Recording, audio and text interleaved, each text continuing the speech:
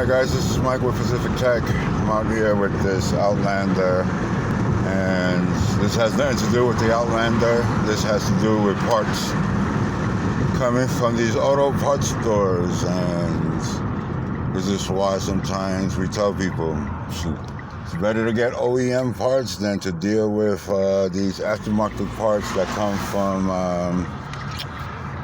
these low-end parts makers. So the wheel bearings on this vehicle was replaced about a year ago, less than a year ago, you can say, and now we had to do it again. So if you guys are buying O'Reilly's wheel bearings, you better make sure it's Takata's and not their brand, because you're going to replace them a year later.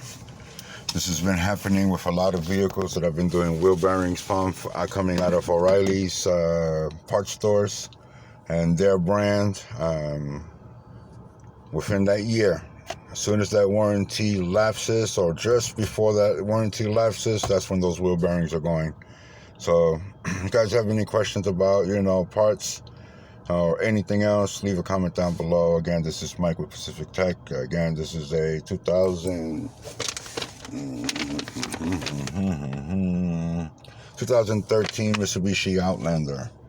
So you guys can see wheel bearings, performance, these are the codes. So do not buy cheap stuff, because you're going to pay for it later down the road. Again, Mike with Pacific Tech. This is wheel bearings coming out of O'Reilly's Auto Parts, their brand.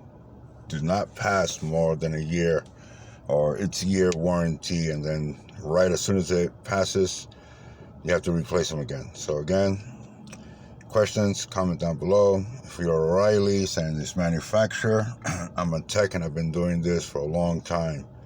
Okay, so Mike with Pacific Tech, and I'm out.